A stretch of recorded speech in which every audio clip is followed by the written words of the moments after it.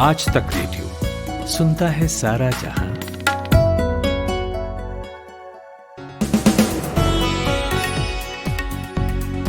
आज तक रेडियो पर यह है दिन भर हमारा डेली इवनिंग न्यूज़ पॉडकास्ट और मैं हूं कुलदीप मिश्र।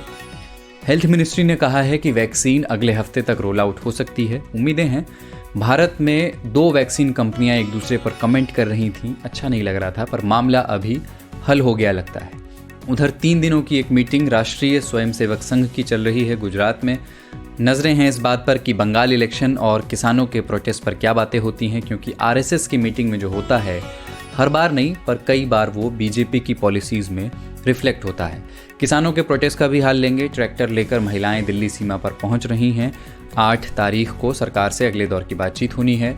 और सेंट्रल विस्टा प्रोजेक्ट, जिसके तहत दिल्ली में संसद भवन और कुछ सरकारी इमारतें नए सिरे से बनाई जानी हैं, 30,000 करोड़ का प्रोजेक्ट है, उसे आज सुप्रीम कोर्ट ने ग्रीन सिग्नल दे दिया।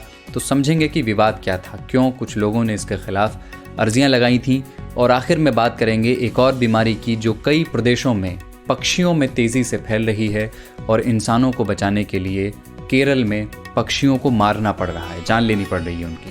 लेकिन उससे पहले हेडलाइंस खुश बुकमार से।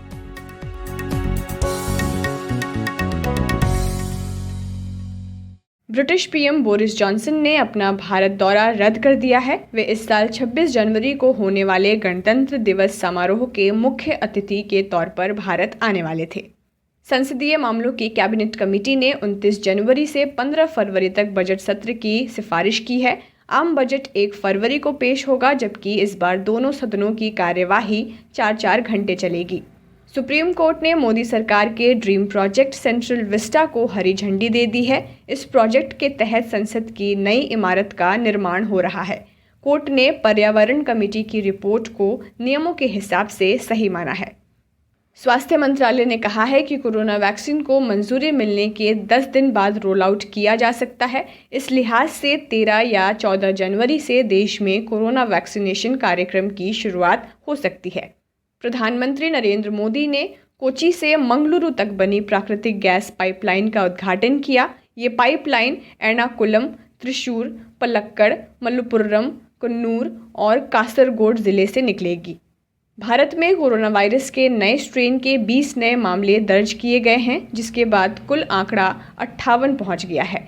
इन सभी लोगों को आइसोलेशन में फिलहाल रखा गया है। ममता सरकार में मंत्री और पूर्व क्रिकेटर लक्ष्मी रतन शुक्ला ने आज मंत्री पद से इस्तीफा दे दिया। वे बंगाल सरकार में खेल मंत्री थे। माना जा रहा है कि लक्ष्मी रतन शुक्ला राजनीति से ही अलग होना चाहते हैं।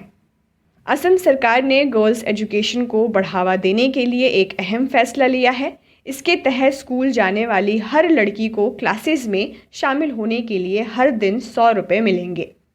ब्रिटेन में लगातार 7वें दिन 50,000 से ज़्यादा कोरोना के मामले सामने आए हैं।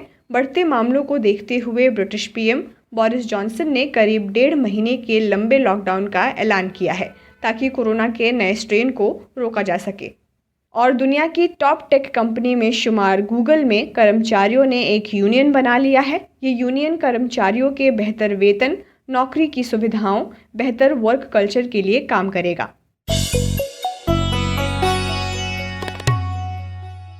आज तक रेडियो पर आप सुन रहे हैं दिन भर, जिसमें हम दिन भर की कुछ खबरों पर इस तरह बात करते हैं कि उनका एक मतलब समझा जा सके। वैक्सीन कब आएगी, इस पर आज धुंध के कुछ बादल छंट गए। भारत सरकार की हेल्थ मिनिस्ट्री ने कहा कि ड्राई रन से जो फीडबैक मिला उसके बेस पर हम ये कह सकते हैं कि वैक्सीन्स को 10 दिनों के अंदर रोल आउट किया जा सकता है। वो तैयार हैं इसके लिए। Drug controller general of India ने 2 वैक्सीन्स को इमरजेंसी यूज़ के लिए ऑथराइजेशन दिया है, आप जानते हैं। लेकिन जिन्हें दिया है, जिन 2 कंपनियों को, वो आपस में ही लड़ बैठे और फिर बाद में उनके बीच सुलह आज कराई गई। मोटा पैसा इन्वॉल्व है, कंपटीशन टफ है, तो कंपनियों में टकराव दिखने लगा। सीरम इंस्टीट्यूट ऑफ इंडिया, इस कंपनी का नाम आपने सुना होगा, उसके सीईओ हैं अडार पूनावाला। उन्होंने कहा कि सिर्फ 3 ही वैक्सीन हैं अभी तक जो कारगर साबित हुई हैं, जिनके सबूत मिले हैं कारगर होने के। एक फाइज़र, एक मॉडर्ना और एक ऑक्सफोर्ड एस्ट्राजेनेका। इसके अलावा जो भी वैक्सीन हैं वो पानी जितनी ही सुरक्षित हैं। तो अडार पूनावाला ने किसी का नाम नहीं लिया, पर यह समझा गया कि उनका इशारा भारत की अपनी स्वदेशी वैक्सीन कोवैक्सीन पर था। कोवैक्सीन को भारत बायोटेक बना रही है। दिलचस्प बात यह है कि भारत सरकार भी इसमें सहयोग कर रही है। यानी एक प्राइवेट प्लेयर ने गवर्नमेंट बैक्ड वैक्सीन को पानी बता दिया। भारत बायोटेक के सीईओ को बुरा लगना ही था, सो लगा, तो उन्होंने कहा कि जैसा ट्रीटमेंट हमारे साथ हो रहा है वैसा हम डिज़र्व नहीं करते हैं, हम 200% ऑनेस्ट ट्रायल करते हैं। DCGI का भी यही कहना है कि दोनों ही वैक्सीन्स पूरी तरह सेफ़ हैं, अगर थोड़ा भी सेफ्टी कंसर्न किसी एक के साथ भी होता तो हम अप्रूव नहीं करते। तो ये वैक्सीन्स 110% सेफ़ हैं, ऐसा भारत सरकार के drug controller general of India का कहना है। थोड़े साइड इफ़ेक्ट्स ज़रूर हो सकते हैं, जैसे कि बुखार, दर्द या फिर एलर्जी। लेकिन भारत की इन 2 वैक्सीन कंपनियों में ऐसी बयानबाजी अच्छी नहीं लग रही थी, इसलिए हो सकता है कि बैक चैनल से उन्हें समझाया गया हो और उसका असर ये हुआ कि आज शाम दोनों कंपनियों का एक साझा बयान आ गया, जॉइंट स्टेटमेंट आ गया, जिसमें कहा गया कि महामारी के खिलाफ लड़ाई में हम एक हैं। ऐसा दिखाया गया कि मतभेद हल हो गए हैं। दोनों कंपनियों ने पूरे देश में सही तरीके से वैक्सीन पहुंचाने की कोशिशों की बात कही वगैरह वगैरह। पर इतना तो तय हो गया है कि आने वाले समय में भारत सरकार को कंपनियों के इस गलाकाट कंपटीशन को और उनकी बयानबाजियों को भी कंट्रोल करना पड़ेगा, ख़ासतौर से तब जब वैक्सीन को लेकर ऑलरेडी बहुत तरह की आशंकाएं और अफवाहें पूरी दुनिया में फैलाई जा रही हैं।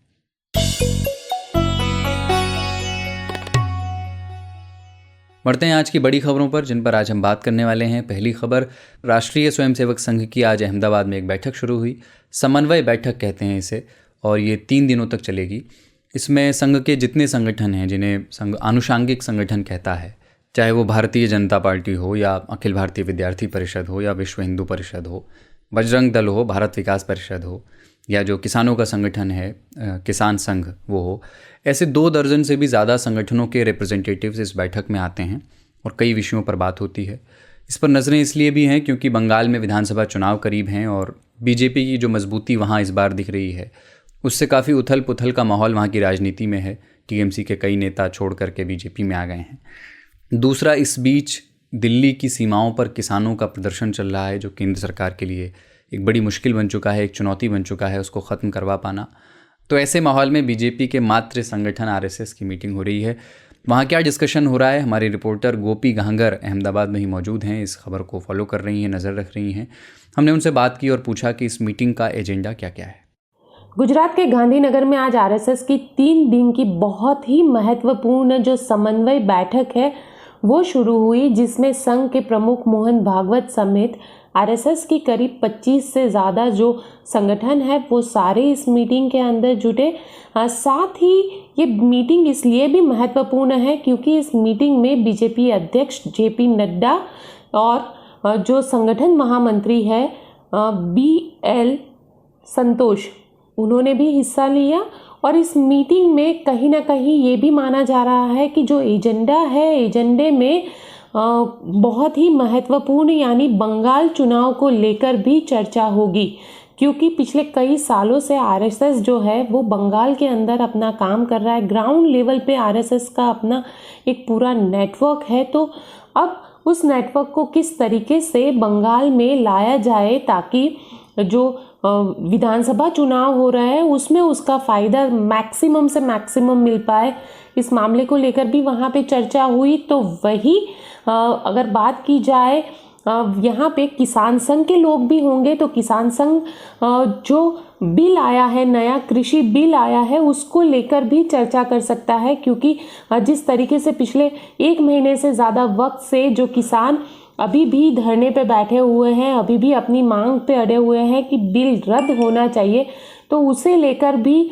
किसान संघ के जो लोग हैं वो बातचीत कर सकते हैं। और जो अलग अलग संगठन है आरएसएस के वो सारे अपनी बात रख सकते हैं। साथ ही राम मंदिर का मुद्दा भी जो है वो भी बेहद महत्वपूर्ण माना जा रहा है कि राम मंदिर का निर्माण किस तरीके से किया जाए, उसके लिए जो फंड इकट्ठा करना है, जो लोगों के पास से चंदा लेना है, वो किस तरीके से इकट्ठा किया जाए, उसको लेकर भी सारी चर्चाएं होगी। तो हम ये कह सकते हैं कि आज का जो एजेंडा था उसमें 3 महत्वपूर्ण बात है। एक बंगाल चुनाव, दूसरा कृषि कानून और तीसरा राम मंदिर के लिए किस तरीके से चंदे को इकट्ठा किया जाए। गोपी, ये बताइए कि कृषि कानूनों के खिलाफ किसान आंदोलन हो रहे हैं दिल्ली की सीमाओं पर, क्या इस पर कोई बात हुई, कुछ इस पर जानकारी मिल पाई? बिल्कुल, देश में किसान आंदोलन फिलहाल चल रहा है। पिछले 30 दिनों से ज़्यादा वक्त से किसान आंदोलन चल रहा है। तो यहाँ पे किसान संघ के भी नेता पहुंचे हुए हैं। जो किसान संघ के संगठन से जुड़े हुए लोग हैं वो भी यहाँ पे मौजूद है और बीजेपी के अध्यक्ष जेपी नड्डा भी यहाँ पे मौजूद है। तो किसानों के आंदोलन को लेकर भी चर्चा होगी, क्योंकि जिस तरीके से बिल को लेकर पिछले दिनों राजनीति हुई है, साथ ही किसान जो है वो बिल को रद्द करने की मांग के साथ अपनी बात पे अड़े हुए हैं। सरकार के साथ 2 बार उनकी बातचीत हुई है, लेकिन अभी भी सफलता सरकार को नहीं मिल पाई है। तो इन सारे मुद्दों को लेकर बातचीत होगी इस मीटिंग के दौरान। वहीं जो 26 से ज़्यादा अलग अलग संगठन आए हैं वो भी अपनी बात को लेकर आए हैं कि जो सरकार की अलग अलग योजनाएं हैं और सरकार की योजनाओं को लेकर लोगों में क्या राय है, उसको लेकर भी ये बातचीत होगी और सरकार की योजनाओं को आम लोगों तक किस तरीके से पहुंचाया जाए उसको लेकर भी ये सारी चर्चा होगी। लेकिन किसान बिल को लेकर बातचीत होना तय है, क्योंकि किसान संघ वहां पे पहुंचा हुआ है और माना जा रहा है कि किसान संघ जो किसानों की बात है वो सबके सामने रखेगा। ये थी अहमदाबाद से आज तक रेडियो रिपोर्टर गोपी घांगर। अगली खबर किसानों के प्रदर्शन पर। दिल्ली की सीमाओं पर किसानों के प्रदर्शन को अब 1.5 महीना हो जाएगा, 3-4 दिनों में। ठंड भी बढ़ी, इस बीच बारिश भी हुई, नया साल भी आ गया, पर किसान सीमाओं पर अपने अस्थायी टेंट्स में, ट्रकों में, ट्रॉलियों में प्रदर्शन पर बैठे रहे। किसानों और सरकार के बीच कई दौर की बातचीत हो चुकी है। पिछली 2-3 बैठकों को डिसाइसिव भी कहा गया कि कुछ फैसला तो होकर के रहेगा, लेकिन अब तक जो मुख्य मुद्दा है उस पर कोई हल नहीं निकल पाया है। 2 मुद्दे मुख्य हैं। एक तो तीनों कृषि कानूनों की वापसी किसान चाहते हैं और दूसरा मिनिमम सपोर्ट प्राइस MSP पर लीगल गारंटी चाहते हैं।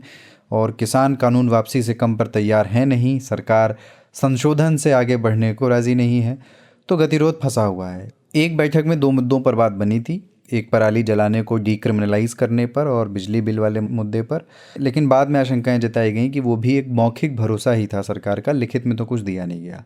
तो ऐसे में सरकार के रुख को देखते हुए किसानों ने प्रदर्शन को और तेज़ करने की बात कही है। 8 जनवरी को अगले दौर की बातचीत होनी है और उससे ठीक एक दिन पहले 7 जनवरी को ट्रैक्टर मार्च निकालने की तैयारी की जा रही है। सुनिए स्वराज पार्टी के नेता योगेंद्र यादव को। कि 7 तारीख को, पहले 6 तारीख हमने बोला था, एक को 4 तरफ से ये जो एक्सप्रेस वे हैं इस पे किसान ट्रैक्टर मार्च करेंगे।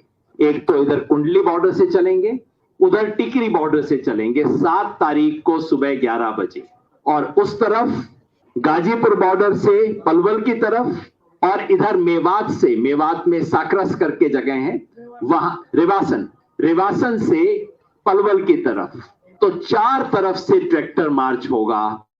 आगे की रणनीति क्या होगी, इसे लेकर किसान संगठनों के प्रतिनिधियों में आज सिंगू बॉर्डर पर एक मीटिंग हुई। हमारे आज तक रेडियो रिपोर्टर हैं कुमार कुणाल, वो वहीं मौजूद थे, हमने उनसे बात की। देखिए, आज की बैठक के बाद अभी प्रेस कॉन्फ्रेंस हुई है और प्रेस कॉन्फ्रेंस में जो कल 6 तारीख को ट्रैक्टर रैली होने वाली थी KMP पर, उसको एक दिन के लिए मुलतवी किया गया है। अब 7 जनवरी को होगी ये ट्रैक्टर रैली, और ट्रैक्टर रैली जो है वो 2 हिस्सों में होगी। एक हिस्सा जो है वो सिंगू बॉर्डर यानी जो कुंडली है, कुंडली से लेकर के जो टिकरी बॉर्डर है वहां तक जाएगा। दूसरा जो है वो गाजीपुर से लेकर के गाजीपुर से शुरू होगा और पलवल की तरफ जाएगा और फिर पलवल से गाजीपुर तक पहुंचेगा। यानी जो ट्रैक्टर रैली कल होनी थी यानी 6 जनवरी को होनी थी वो अब 7 जनवरी को होगी। और इसके आगे ये भी तय किया गया है कि जो आंदोलन है उसको और बढ़ाया जाएगा। बढ़ाने का मतलब यही है कि और ज्यादा लोगों को बुलाने की तैयारी की जा रही है, ताकि जिस तरीके से अभी किसान डटे हुए हैं अलग अलग बॉर्डर पर, वहां पर अपनी स्ट्रेंथ बढ़ाई जाए, वहां पर लोगों की तादाद बढ़ाई जाए, ताकि सरकार पर दबाव और ज्यादा बढ़े। तो ये एक तरीके से जो सारे के सारे नेता हैं उनका ये मानना है कि सरकार मान नहीं रही है।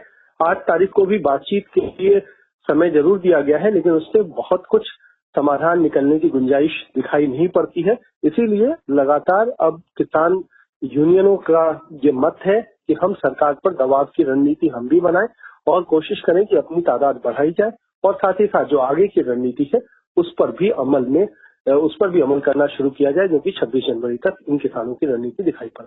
अच्छा कुणाल, प्रदर्शन को अब 1.5 महीने करीब होने वाले हैं, एक अरसा बीत गया है। किसान कैंप में अभी इस बीच क्या माहौल है, क्योंकि एक कई राउंड की बातचीत हो चुकी है, एक किस्म का फ्रस्ट्रेशन दिख रहा है क्या सरकार के प्रति? क्या जो सरकार पर प्रेशर है उसे बनाए रखने के लिए या उसे बढ़ाने की कोशिशें हो रही हैं? अभी माहौल क्या है किसान कैंप में? देखिए, हमें जहां पर भी दिखाई पड़ा, एक तो बात थी कि दिल्ली में मौसम अभी बहुत अनुरूप नहीं है।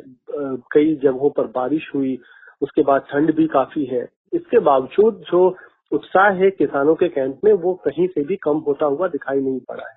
और यही किसान कह रहे हैं साफ तौर पर कि हमें अगर लंबा रुकना भी पड़ा तो हम उसके लिए तैयार हैं, पूरी तरह से तैयारी हमने कर रखी है। बात यही है कि जो अंग्रेजी में एक कहावत है कि हु विल ब्लिंक फर्स्ट, कौन पहले पलक झपकाएगा, क्या सरकार झपकाएगी या फिर किसान झपकाएंगे, उसका इंतजार चल रहा है। लेकिन किसान साफ तौर पर कह रहे हैं कि बातचीत को लेकर के सरकार के पास कोई जो एक रास्ता होना चाहिए या एक एजेंडा होना चाहिए, वो है ही नहीं। आज हमने राकेश टिकैत से भी बात की थी, उनका यही कहना है कि हमने 8 तारीख के लिए सरकार को साफ तौर पर कह दिया है कि अगर आप बिल वापसी करना चाहते हैं तो उसकी रूपरेखा तय करके आइए। और सरकार ने भी माना है कि किसान अब बिना बिल वापसी के जाएंगे नहीं। तो अगले बैठक में शायद सरकार की तरफ से कोई ऐसी योजना आए जिसमें बिल वापसी को लेकर के कोई प्रस्ताव होगा। तो ये किसानों का मानना है। इस बीच में किसान डटे हुए हैं, लगातार प्रदर्शन चल रहा है और जगह 7 जनवरी को ट्रैक्टर रैली होगी, तो उम्मीद यही कि उससे भी उत्साह बढ़ेगा जरूर। तो ये अभी तक जो माहौल दिखाई पड़ता है खासतौर पर अलग अलग बॉर्डरों पर, वो यही दिखाई पड़ रहा है। ये थे आज तक रेडियो रिपोर्टर कुमार कुणाल। आज तक रेडियो aajtak.in/radio ये हमारा पता है, लेकिन हम आपके पसंदीदा ऑडियो प्लेटफॉर्म्स पर भी हैं। गूगल पॉडकास्ट, एप्पल पॉडकास्ट, जियो सावन जैसे ठिकानों पर भी आप हमें सुन सकते हैं। और अगर YouTube आपकी पसंदीदा जगह है तो वहां पर भी हमें सब्सक्राइब कीजिए। आज तक रेडियो सुनता है सारा जहां। और अगली खबर यह है कि दिल्ली में नया संसद भवन बनने का रास्ता साफ हो गया है। भारत सरकार का एक प्रोजेक्ट है जिसका नाम है सेंट्रल विस्टा प्रोजेक्ट। इसके तहत संसद भवन समेत कई सरकारी बिल्डिंग्स को नए सिरे से बनाया जाना है। तो इस प्रोजेक्ट को लेकर जो कानूनी दिक्कतें थीं वो आज दूर हो गई। सुप्रीम कोर्ट ने आज इस प्रोजेक्ट को ग्रीन सिग्नल दे दिया। जो एनवायरमेंटल क्लियरेंस था इस प्रोजेक्ट का, उसे एक्सेप्ट कर लिया। 3 जजों की बेंच ने 2-1 के बहुमत से फैसला सुनाया। तो इसमें जस्टिस AM खनविलकर थे, जस्टिस दिनेश माहेश्वरी थे और जस्टिस संजीव खन्ना थे। सेंट्रल विस्टा क्या है? दिल्ली का जो राजपथ है उस पर जो 2.5 किलोमीटर लंबा रास्ता है उसको सेंट्रल विस्टा कहते हैं। तो राष्ट्रपति भवन से इंडिया गेट के बीच अगर आप कभी गए हो तो आपने देखा होगा। तो सेंट्रल विस्टा में आसपास करीब 44 बिल्डिंग्स हैं। उसी में संसद भवन है, नॉर्थ ब्लॉक है, साउथ ब्लॉक वगैरह है। तो इस पूरे जोन को रीप्लान किया जा रहा है और इसी प्रोजेक्ट का नाम है सेंट्रल विस्टा प्रोजेक्ट। इसकी लागत है करीब 30,000 करोड़ रुपए। तो इसके तहत ये होगा कि जो पुराना गोल वाला संसद भवन है उसके सामने करीब 13 एकड़ ज़मीन पर एक नया तिकोना संसद भवन बनाया जाएगा। इस ज़मीन पर अभी पार्क है और कुछ अस्थायी निर्माण वगैरह है, ये सब हटाया जाएगा। और नए संसद भवन में लोकसभा और राज्यसभा के लिए एक इमारत होगी, लेकिन सेंट्रल हॉल नहीं होगा। अब बहुत लोग ये कह रहे हैं कि पैंडेमिक के समय इतना खर्च करने की ज़रूरत क्या थी, पर सरकार का कहना है कि इस प्रोजेक्ट से हर साल 1000 करोड़ रुपए बचेंगे, क्योंकि अभी कई मिनिस्ट्रीज़ के बिल्डिंग्स के किराए पर काफ़ी पैसा ऑलरेडी खर्च हो जाता है।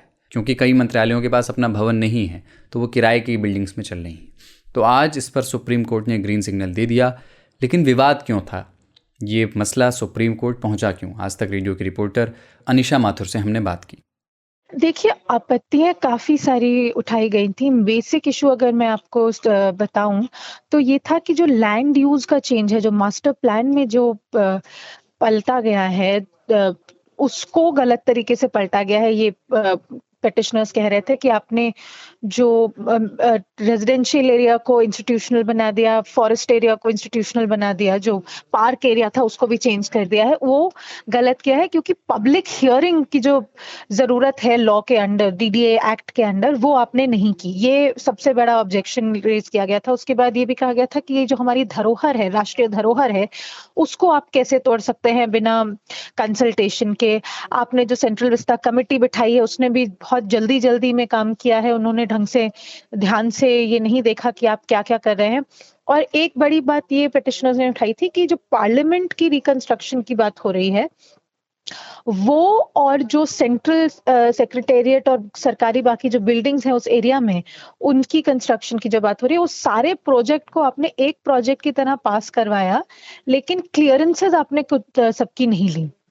तो इन सब इश्यूज को लेकर अब ये पिटिशन सुप्रीम कोर्ट में गई थी। हालांकि अब सुप्रीम कोर्ट ने कह दिया है कि जो सरकार ने जिस तरह से परमिशंस ली हैं और जिस तरह से जो कमिटियों से सारा प्रपोजल पास करवाए हैं वो बिल्कुल ठीक करवाए हैं, सारा काम कानून के हिसाब से हुआ है, ये आज सुप्रीम कोर्ट ने कह दिया है। अनिशा, सरकार ने कोर्ट में क्या क्या दलीलें रखी थी, मतलब सरकारी दलील क्या थी जिसे कोर्ट ने आज अपने फैसले में एक्सेप्ट किया है? देखिए, सरकार ने जो दलील दी वो ये थी, वो भी 2-3 इश्यूज मुद्दों पर थी। सबसे पहले तो ये कि जो हमने मास्टर प्लान चेंज किया है वो बिल्कुल माइनर मॉडिफिकेशन है। सरकार के हिसाब से उन्होंने मास्टर प्लान में कोई बड़ा चेंज नहीं किया, इसलिए कोई बहुत लंबी चौड़ी पब्लिक कंसल्टेशन की उनके हिसाब से जरूरत नहीं थी। और वो ये भी कह रहे हैं कि हमने कंसल्टेशन की थी, हमने नोटिफिकेशन जारी किया था कि 30 दिन के अंदर जिसको भी अपना कोई ऑब्जेक्शन रेज करना है, जिसको भी जो कहना है लिखित में दे दे। उसके बाद हमने 3 दिन पहले SMS और ईमेल भेज के लोगों को बताया कि इस दिन हम पब्लिक हियरिंग कर रहे हैं। जिन जिन लोगों ने ऑब्जेक्शन दिए हैं, कुछ 1200-1300 लोगों से ऑब्जेक्शन जो आए उनको सुनने के लिए एक तारीख दी गई, लेकिन कुछ 40 के आसपास ही लोग आ पाए उस दिन। दूसरी चीज सरकार ने कहा है कि ये इंटीग्रेटेड प्रोजेक्ट है ही नहीं, ये अलग अलग, पार्लियामेंट का प्लान अलग है, सेक्रेटेरिएट का प्लान अलग है, तो इसलिए इसको साथ में क्लियरेंसेस लेने की उनको जरूरत नहीं थी। एक बात सरकार ने जो लगातार ये पॉलिटिकली भी कही है कि ये प्रोजेक्ट बहुत जरूरी है। हेरिटेज बिल्डिंग के नाम पर जो ऑब्जेक्शन रेज किए जा रहे हैं, सरकार कह रही है कि ये बिल्डिंग्स काफी पुरानी हो चुकी हैं, खासतौर से पार्लियामेंट बिल्डिंग जो है और कुछ सरकारी ऑफिसेज जो है जैसे कि कृषि भवन, शास्त्री भवन वगैरह हैं, जो पुराने हो चुके हैं। बिल्डिंग जो है वो लोगों का भार नहीं झेल सकती। बिल्डिंग की जो इलेक्ट्रिकल फिटिंग है, फायर सेफ्टी नॉर्म्स वगैरह हैं, उनको फॉलो नहीं करते। AC और बिजली के जो तार वगैरह हैं वो भी पुराने हो गए हैं।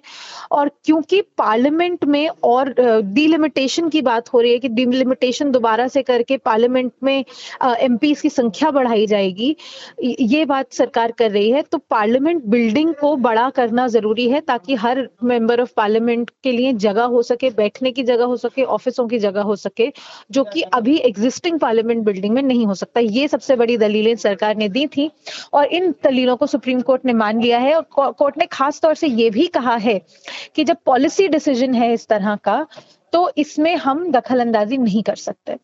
अच्छा अनीशा, ये एक स्प्लिट वर्डिक्ट है, मतलब जजेस के बीच मतभेद थे और 2-1 के बहुमत से ये फैसला हुआ है। लेकिन जिनका फैसला अलग था बाकी दोनों जस्टिस से, जस्टिस संजीव खन्ना, उनके ऑब्जर्वेशंस क्या थे?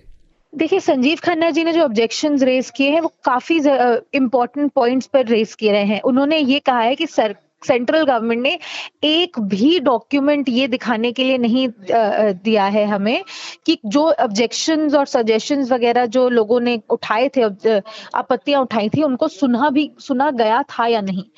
उन्होंने ये भी कहा है कि पर्सनल हियरिंग जैसे बहुत जरूरी चीज है जो लॉ में मैंडेटरी थी। और संजीव खन्ना ने कहा है कि जो 2 दिन का आपने वक्त दिया था कि हम इस दिन सुनवाई करेंगे, वो रीजनेबल नहीं था, वो रीजनेबल टाइम नहीं था। वो जिन लोगों ने ऑब्जेक्शन रेज किया भी था, उनके पास समय नहीं दिया गया आके बात करने का। दूसरी चीज जस्टिस खन्ना ने ये कही है कि जो हेरिटेज कंजर्वेशन कमेटी है, जो खासतौर से कमेटी बिठाई गई है ये इस तरह की धरोहरों की रक्षा करने के लिए, उससे आपने बात नहीं की, उसकी क्लियरेंस आपने अभी तक नहीं ली है। ये उनकी ओपिनियन है, ये जजमेंट में लेकिन ये कह दिया गया है कि जिस तरह से सरकार ने किया, क्योंकि वो उनकी जरूरत के हिसाब से किया, वो सही किया। ये थी आज तक रेडियो रिपोर्टर अनिशा माथुर।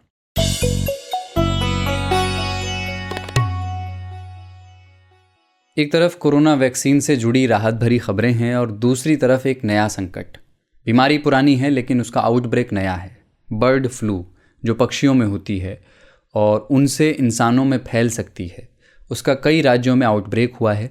राजस्थान और मध्य प्रदेश के बाद हिमाचल और केरल तक बर्ड फ्लू फैल रहा है, जिसे देखते हुए प्रदेश सरकारें अब हरकत में आ गई हैं। केरल ने इसे राजकीय आपदा घोषित कर दिया है और वहाँ अब बर्ड फ्लू से इन्फेक्टेड 50,000 पक्षियों को मारने की, उनकी जान लेने की तैयारी है, क्योंकि सरकार को लगता है कि यही बेहतर है, वरना ये बीमारी इंसानों में भी फैल सकती है।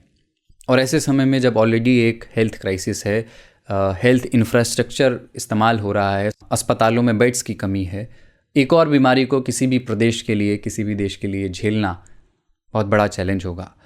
तो इंसानों को इस बीमारी से, बर्ड फ्लू से किस तरह का ख़तरा हो सकता है, ये समझने के लिए हमने बात की CHL हॉस्पिटल इंदौर के डायरेक्टर और क्रिटिकल केयर सर्विसेज के operational head doctor Nikhilesh Jain से। देखिए, बर्ड फ्लू जो है आमतौर पे जब हम बोलते हैं तो उससे इन्फ्लुएंजा इन्फेक्शन होता है इंसानों में, और जब हम बात करते हैं कि बर्ड फ्लू से इंसानों को खतरा हो सकता है, इसका मतलब ये होता है कि क्या ये इंसानों को फैल सकता है इन पक्षियों से या इन चिड़ियों से। फैल तो सकता है थियोरेटिकली, इस तरह से फैल सकता है कि उनकी जो ड्रॉपिंग्स होती हैं, जो उनकी टीथ है, उनके कांटेक्ट में आने से, या इनके सिक्रीशंस रहते हैं इन पक्षियों के, उनके सिक्रीशंस यानी जैसे उनके टीयर्स यानी आंसू या किसी और प्रकार का सिक्रीशन उसके कांटेक्ट में आने से इन्फ्लुएंजा किसी भी इंसान को हो सकता है। हालांकि last bird to human spread जो माना जाता है वो 2017 में डॉक्यूमेंट किया गया था। उसके बाद से ऐसे केस नहीं आए हैं। बर्ड फ्लू हम आमतौर पे बोलते हैं, ये ऐसा स्ट्रेन है जिसको H5N1 बोला जाता है, और अभी लंबे समय से यानी 2017 के बाद से बर्ड ह्यूमन यानी इन पक्षियों से ह्यूमन ट्रांसमिशन अभी तक नहीं मिला है। 2017 में लास्ट ह्यूमन ट्रांसमिशन मिला था। अच्छा डॉक्टर साहब, पहले भी बर्ड फ्लू तो आउटब्रेक आते रहे हैं पहले भी, तो इसके इलाज को लेकर के भी क्या कुछ जानकारी है कि हम जानते हैं कि जब बर्ड फ्लू इन्फेक्टेड आदमी हो तो उसको इस तरीके से, इस प्रोटोकॉल से ट्रीट किया जाता है? यदि इंसानों में बीमारी फैलती है तो उसका इलाज एक सामान्य इन्फ्लुएंजा निमोनिया के तौर पे ही होता है। इसके लिए अलग से कोई एडिशनल दवाई नहीं आती है, और जहाँ तक है उसकी सीवियरिटी भी जो है सब में इतनी तेज नहीं रहती, और केवल वो व्यक्ति जिनको दूसरे कारणों से खतरा हो, जैसे ओल्ड एज के लोग हैं, या फिर जिनको शुगर है, या जिनको जो कोई ऐसी दवाई ले रहे हैं जो स्टेरॉइड्स को हो, जो ऐसी बीमारी चल रही है जिसके चलते वो स्टेरॉइड्स पे है, उनको सामान्य से अधिक खतरा रहता है। लेकिन ये अभी कहना बेमानी होगा, क्योंकि जैसे मैंने आपको बताया कि 2017 के बाद से ह्यूमन ट्रांसमिशन डिस्क्राइब रही है। ये जब जितनी चीजें हैं ये पहले के परिप्रेक्ष्य में सही थी, लेकिन अभी 2017 के बाद से कोई ऐसा केस आया नहीं है जिसमें बर्ड टू ह्यूमन ट्रांसमिशन हुआ है। अच्छा डॉक्टर साहब, क्या सावधानियां हम रख सकते हैं, मतलब जो हमारे हाथ में? सावधानी तो शायद यही है कि इस समय पर नॉनवेज खाना, खासतौर पे बर्ड मीट या उससे संबंधित जो भी चीजें अपन हैंडल करते हैं उनको हमको नहीं करना चाहिए, क्योंकि आज की डेट में बर्ड फ्लू डॉक्यूमेंट हुआ है, यानी देखा गया है मध्य प्रदेश में, राजस्थान में, हिमाचल में और केरला में। वहाँ पे उन्होंने पहले ही इन सब पक्षियों को कल करना यानी मारने के आदेश दिए हैं। मेरे को जितना पता है सरकारी तौर पे दिए गए हैं, और इस स्थिति की अभी मॉनिटरिंग की जा रही है। अब ये आगे कितना फैलेगा ये कह पाना अभी मुश्किल है, लेकिन हाँ, अभी की स्थिति में इन 4 प्रदेशों में फैल चुका है। ये थे डॉक्टर निखिलेश जैन। आज तक रेडियो पर दिन भर में आज इतना ही। इसे प्रोड्यूस किया था प्रतीक वाघमारे ने, और साउंड मिक्सिंग थी कपिल देव सिंह की। और आपके ईमेल्स हमें मिलते रहते हैं हमारे तमाम शोज़ पर। आज जिनका ईमेल पढ़ रहा हूँ वो हैं शील पटेल, मेहसाना गुजरात से। इन्होंने बीते वीकेंड पर ये चिट्ठी हमें लिखी थी, और ये लिखा इन्होंने कि 2 दिन से आज का दिन और दिन भर नहीं आ रहा है, कृपया चालू करें, मैं आदी हो गया हूँ। सुबह काम करते वक्त आज का दिन, और रात को सोने की तैयारी करते वक्त दिन भर सुनने की लत लग गई है। शील पटेल जी, पहले तो थैंक यू कि आपने ईमेल करने का वक्त निकाला। और शील, शायद आप नए लिसनर हैं। आपको बता दें कि हम आज का दिन और दिन भर जो हमारे न्यूज़ एनालिसिस के शो हैं उन्हें अभी हम सिर्फ सोमवार से शुक्रवार लेकर के आते हैं, और बाकी जो शनिवार और रविवार का दिन है उस दिन हमारे दूसरे शोज़ होते हैं जिन्हें आप सुन सकते हैं। शनिवार को मनी मैनेजर और कोरोना कवरेज होता है, और रविवार को म्यूज़िक पर शोज़ हैं, पॉडकास्ट है और ज्ञान ध्यान है। पर आपकी ये बात को हम समझते हैं कि हफ्ते में 2 दिन आप हमारे शोज़ मिस करते हैं, क्योंकि आपको आदत हो गई है। और यकीन मानिए, ये सुन कर के जितनी खुशी हमें हुई और हमारी टीम को हुई होगी, जो लोग प्रोड्यूस करते हैं, बहुत मेहनत से दिन भर और आज का दिन के लिए हमारी टीम काम करती है, इस बात का पूरा सम्मान हम करते हैं, अपना एक्नॉलेजमेंट जताते हैं कि आपको हमारे शोज़ अच्छे लग रहे हैं। और ये भी कि बहुत जल्द हम कुछ नए शोज़ भी लेकर के आएंगे, उन्हें भी आप सुनिए। न्यूज़ के अलावा भी जो हमारे शोज़ हैं हर सोमवार को एक लंबा शो आता है बातचीत का, 3 ताल उसका नाम है। वो खोज कर सुनिए, पुराने एपिसोड ही सुन करके हमें बताइए कि आपको कैसा लगा, उसमें आपको मज़ा आएगा। और ऐसे ही हमें फीडबैक आप लिखते रहिए, आपकी चिट्ठियाँ हमारा संबल हैं, उन्हीं से हम ये तय करते हैं कि आपको क्या पसंद आ रहा है क्या नहीं। बाकी डेटा तो आता ही है, ये समझ में आता है कि कौन सा शो सुना जा रहा है कौन सा नहीं, लेकिन चिट्ठियों से जो इमोशंस हमें मिलते हैं वो ही हमें मोटिवेट करते हैं। तो शील पटेल जी बहुत थैंक यू। और आप भी अगर शील पटेल जी की तरह हमारे शोज़ पर कोई फीडबैक देना चाहें तो हमें ईमेल कर सकते हैं radio@aajtak.com पर। मेरा नाम कुलदीप मिश्र है, कल फिर मिलते हैं, अपना ध्यान रखिए।